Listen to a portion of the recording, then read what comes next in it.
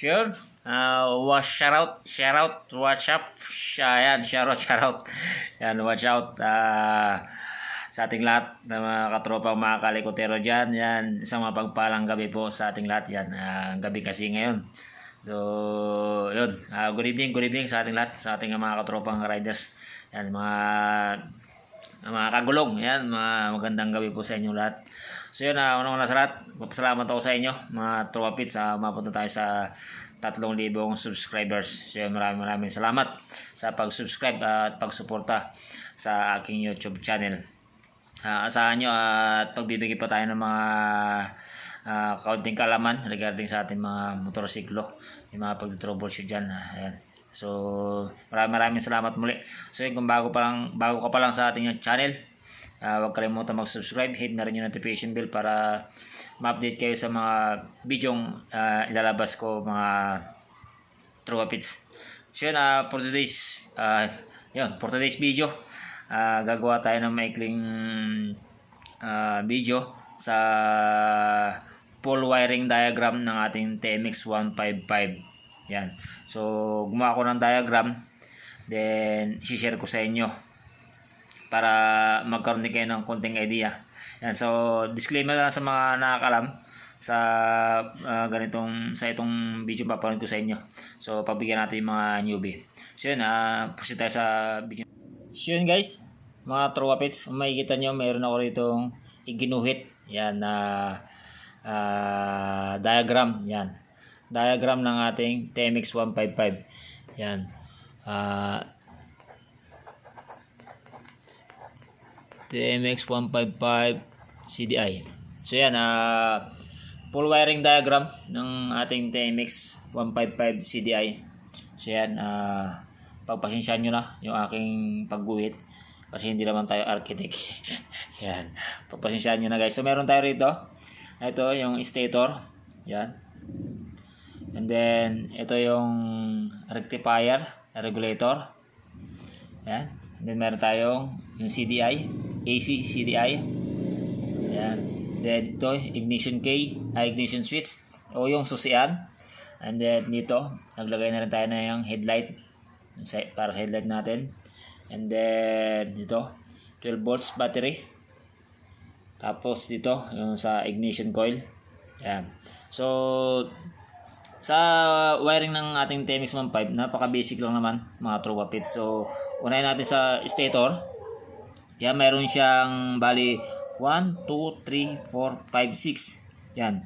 Bali 6 yung wire niyan sa kabuuan ng stator sa TMX 155. So naka-include na dyan yung wire ng neutral indicator. Yan. Kasi pag bumili ka ng buong stator ng TMX 155, nakasama yan, yung wire ng neutral indicator. So isusuksok mo lang yun doon yan. Then ito, yung yellow, ito yung lighting coil. Ito yung nagpapailaw sa puntang headlight. Yan, doon. And then ito yung white, ito yung charging coil. Yan, yung nagcha-charge sa ating battery. Yan. And then itong black red, yan, yung importante sa supply ng kuryente natin sa TMX 155. Yan, primary coil wire. Yan, yung black red. Then yung green, yan, green. Yan, yan yung ground, pinaka-ground yan. And then ito, yung pulser or yung pickup coil, color blue, yellow. Yan. Color blue na mayroong lining na yellow. Yan. Yan yung kabuuan ng stator ng ating TMX 155. So, dako tayo rito sa rectifier, regulator. Meron siyang 4 na wire. Yan. Meron siyang yellow. Ito yung nakakonect sa ating stator. At the same time, dito tumatakbo papunta rin yung papailaw sa headlight. So paliwanag natin yan mamaya. White, ito yung charging coil from stator. Yan. And then yung red wire papunta sa ignition switch. At the same time, papunta rin siya sa battery. So, ipaliwanag natin yan, yung mga connection niya. Tapos yung green, yan. Yung sa ground yan. Lahat ng ground Yan, lahat ng green ground nakakonect siya sa any metal part ng ating motorsiklo. Yan, body ground. So tapos na tayo rito sa rectifier regulator, yun sa TMX 155 color green yan, color green yung saksakan ng socket niya. So dako tayo sa CDI, AC CDI ng ating TMX 155. So meron siyang 5 wire, 1, 2, 3, 4, 5. Pero sa socket yan, 6 yung pin niya, 6 pin. Pero yung isa sa pin, bakante lang naman yun. So ang gumagana lang doon is 5. So pagka bumibili sila ng CDI ng TMX 155, sinasabi nila 6 pin, 6 pin pang TMX 155 CDI. So pero ang gumagana lang doon is 5 wire. So meron tayo yan sa CDI, yung color green, yan sa ground yan. Ito yung blue yellow. Yan, meron tayong wire diyan, blue yellow. Naka-connect yan sa papuntang ignition coil natin. Black yellow, yan. Yung black yellow natin is itong blue yellow pala, sorry. Itong blue yellow, yan yung papunta ng sa ating pulser, yan, pickup coil sa pulser sa ating stator, yan. And then itong black yellow, yan. Ito yung papuntang ating ignition coil, yan. And then yung black white, yan. Ito yung ating kill switch, black white, yan, kill switch. So pagka na-disconnect yan, yung black white na yan, naputol, so magkakaroon ng problema yung kill switch, yan, kill switch yan. And then black red, ito yung galing stator natin sa may primary coil, yan, black red. So tapos tayo CDI. Then dito sa ignition switch o yung susian, meron siyang 4 na wire. Ito red, unahin natin yung black, yan, yung color black. Yung color black ng ating susian ng ignition switch, ito yung accessories wire, yan. Dito nakakonik, siya yung nagsusupply ng positive sa ating mga signal light, busina, tail light, yan, accessories wire. Color black, accessories wire sa ating susian. And then yung red, yan, nakakonik sa ating regulator, and then papuntang battery, positive ng ating battery. Yung black white, yan, kill switch yan sa ating susian. Yan, pagka pinatay natin yung susi, yan yung nagtitrigger, yung black white na yan, kill switch. Green, yan, sa body ground. So okay tayo sa ignition switch. Dito naman, to ignition coil natin, ito, dalawa lang yung kanya, yung wire, yung black yellow, yan, papuntang CDI, and then itong ground niya, yan, naka-connect sa ating body ground ng ating battery or any metal part ng ating battery. And then ito yung ignition coil, ito yung kanyang high tension wire papuntang spark plug. Yan tayo, mayroon tayong battery. So yun, paliwanag natin lahat ng mga wiring ng bawat isa. So sa connection, paano natin i-connect yung bawat wire niya? Napakasimple lang.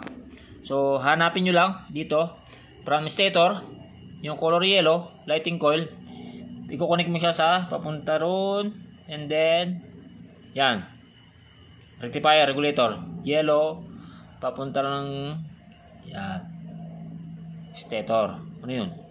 Ay, dinosaur, oh. Ha! Dinosaur. Huy, alis ka dyan. Yan. Balik tayo rito. Yellow, from stator, papuntang rectifier regulator. And then, lalabas yan. Kasi, pagka binato kasi niya to AC, alternating current, papunta sa, yan, magiging DC siya. Yan. Dito sa regulator, then ilalabas ulit niya yan papuntang headlight. Yan.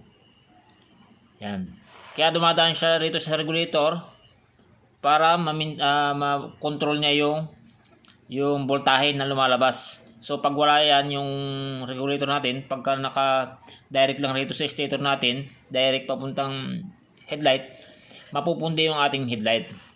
Yun. Kaya yun ang silbi ng ating rectifier regulator.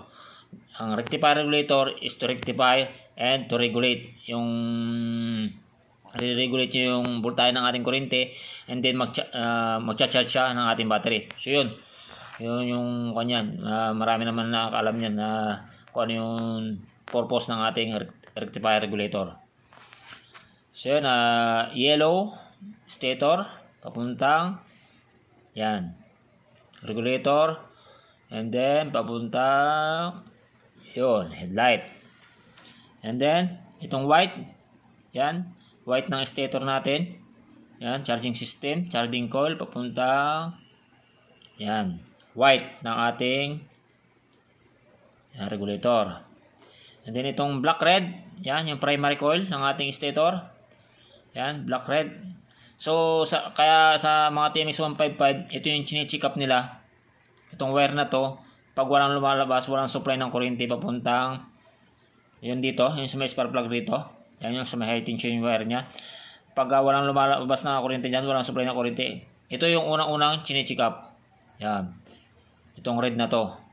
Yan. Kung may supply ba siya. Kung wala itong supply, matik yan. Sira na yung primary coil. Kadalasan yan, nangyayari sa TMX 155 yan. Yun. From here, black red, primary coil. Papuntang CDI. Yan. Black red. Yan. Primary coil. CDI. Papuntang stator. Yan. Yung black red. So yun. And then itong green. Ground na yan. Then itong pulser. Yung color blue. Na may lining na yellow. Yan. Pa-connect yan. Connection yan is papunta rin sa CDI. Na may kulay din na blue, yellow. Yan. Blue, yellow. Yan. From CDI to stator or from stator to CDI. So yan. Ito, itong neutral na to. Itong wire na to. Neutral na kasama yan sa kumpol ng wire na to. Kukunik mo lang siya sa, yan. Yan. Isusuksok mo lang itong wire na to sa may neutral indicator niya.